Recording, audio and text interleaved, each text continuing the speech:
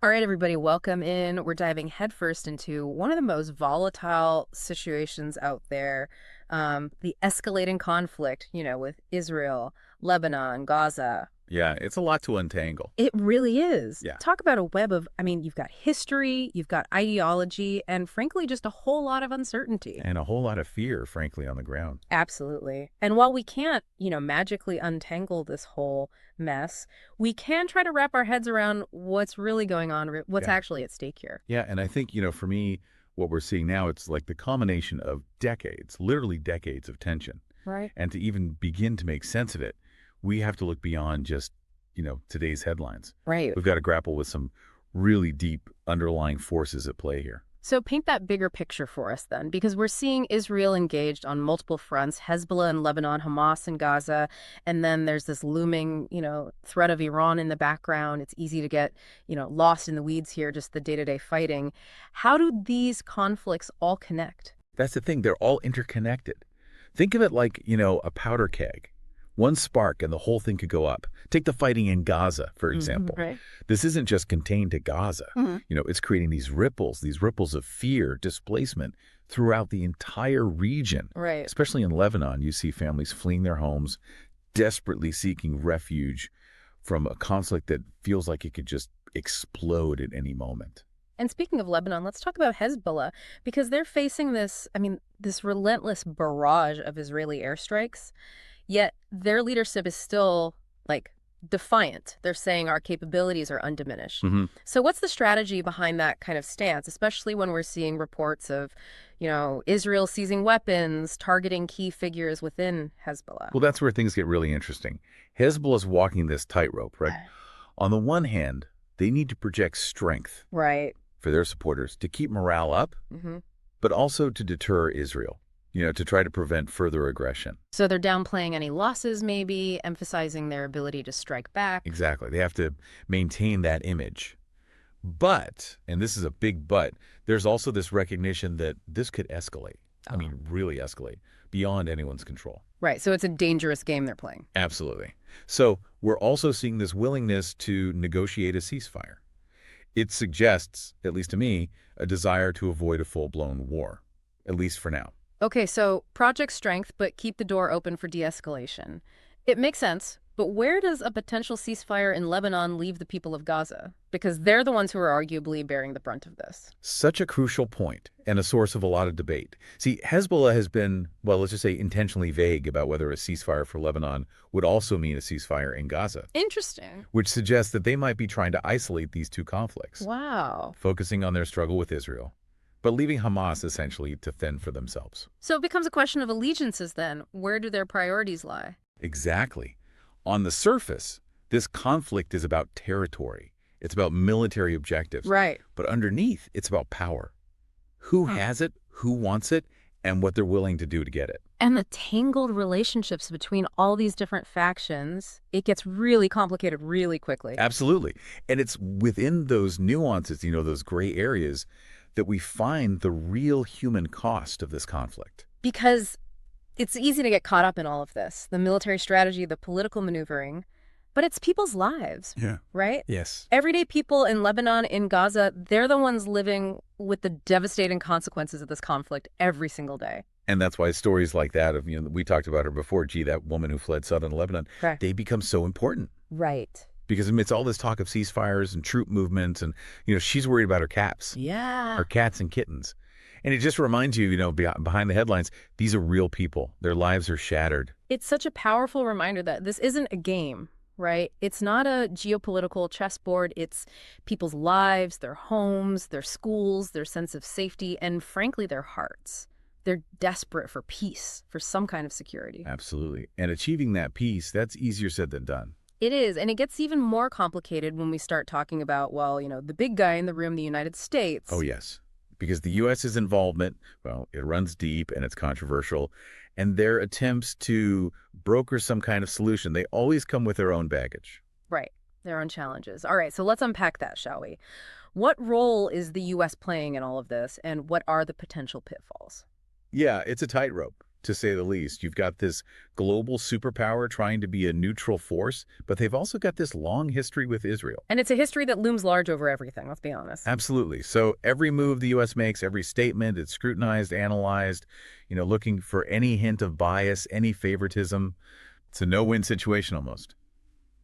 Damned if you do, damned if you don't. Exactly. And that brings us to these two U.S. senators we mentioned, Lindsey Graham and Richard Blumenthal, who are, on the ground right now in the Middle East trying to, broker some kind of peace, some kind of diplomatic solution. They're pushing for this regional settlement, which, let's just say, it's ambitious. It's a tall order. What would that even look like? I mean, are we talking about some grand bargain where everyone just suddenly gets along? Well, not exactly. I mean, a true regional settlement, it wouldn't just be about stopping the immediate fighting. Right. It would mean tackling those deeper issues, the historical grievances, the tensions that have been simmering really for decades. So a complete reshaping of the power dynamics in the region. Yeah, essentially.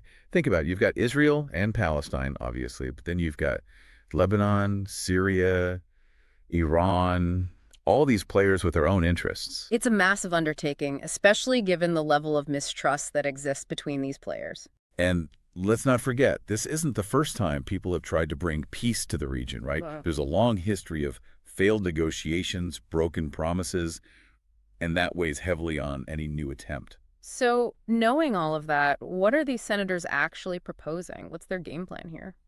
Well, Senator Graham, he's been pretty vocal about this. He says any solution, it has to prioritize Israel's security, their right to defend themselves against what they see as threats. He's also used this term, deradicalised, when talking about a future Palestinian enclave. Deradicalized. Okay, yeah, that's loaded, right? I can only imagine how that's playing within the Palestinian community. You're right to pick up on that. That one word, it just highlights the whole minefield they're walking through. Because for a lot of Palestinians, it feeds into this narrative that they're the aggressors, that they're the problem to be solved. Which is a dangerous oversimplification, to say the least. It ignores their own history, their own narrative, their own legitimate grievances. Exactly. And it's this kind of language that makes Palestinians feel like they're not being heard, like their voices are being ignored in these discussions. Like they're being talked about but not talked to. Exactly. And that lack of genuine engagement, it's a huge roadblock to any kind of progress. So even with the best of intentions, the U.S. risks reinforcing the power imbalance that's at the heart of this conflict. It's like they're saying, we're here to help, but on our terms. It's a tough position to be in, for sure. And it's a perspective that's been challenged directly by Hossam Zlot, the Palestinian ambassador to the UK. He's come out swinging against this whole idea of a de-radicalized Palestinian state. He's basically saying that's a non-starter, it's offensive, and frankly, it's nonsense. So what's his counter-proposal? What does he see as the path forward? Zlot's advocating for a solution grounded in international law, one that acknowledges what he sees as decades of suffering by the Palestinian people under Israeli occupation. So a complete overhaul of the power structure, a recognition of Palestinian statehood based on, self-determination, equality. Exactly. He's calling for a fundamental shift in how the world views this conflict and how it engages with the Palestinian people. And he's not just focusing on the injustices, he's also highlighting the resilience of the Palestinian people. Absolutely. He talks about how, despite living under siege in Gaza for over 17 years, they still have this incredibly high literacy rate. He points out that they produce more PhD graduates per capita than many other places in the world. So he's directly challenging this idea of a radicalized population. He's saying, look, these are people who value education. They're not inherently radical. They want a better future, just like anyone else. It's a powerful message, and it really highlights the need for a more nuanced understanding of this conflict. Absolutely. Because it's not black and white. It's not as simple as good guys and bad guys. Yeah. So we've got these two very different perspectives. The U.S.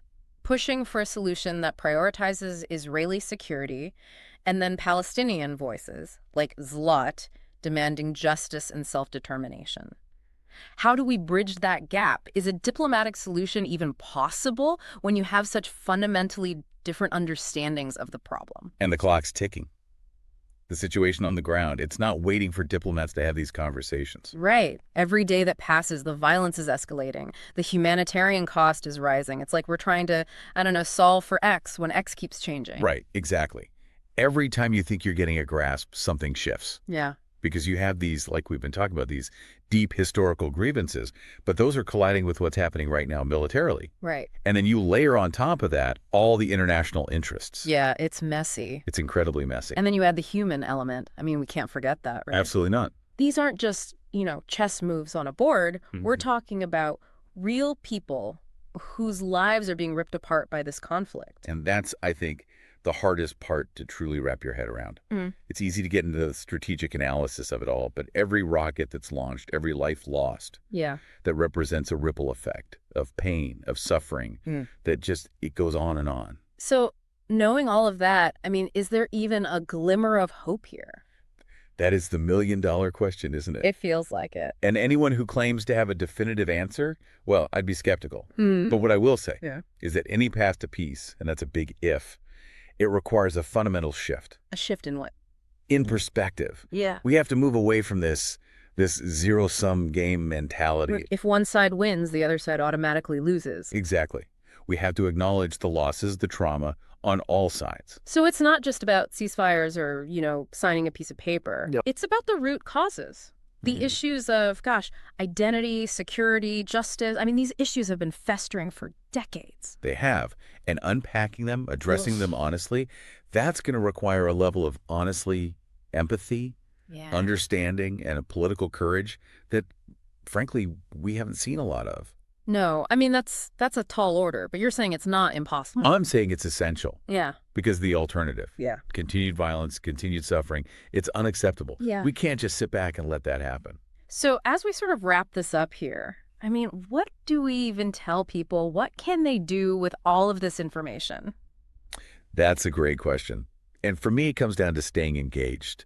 Don't turn away from how complex this all is. Right. Educate yourself, challenge your own assumptions, and be wary. Be very wary of anyone peddling simple solutions, simple narratives. Because it's easy to get caught up in that, right? So easy. The black and white, the good guys, the bad guys. This is about going deeper, pushing yourself to understand those nuances we talked about. And listening, right? Actually listening to the people who are experiencing this conflict firsthand.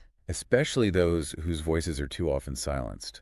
Those are the voices we need to amplify. So to everyone listening, we're leaving you with a heavy topic today, a conflict that may feel a world away, but this pursuit of peace, of justice, it's on all of us. Stay informed, stay engaged, and most importantly, don't lose sight of hope. A better future is possible. It is. It truly is. But we all have a role to play in creating it. And on that note, that's a wrap for today's deep dive. Thank you for joining us.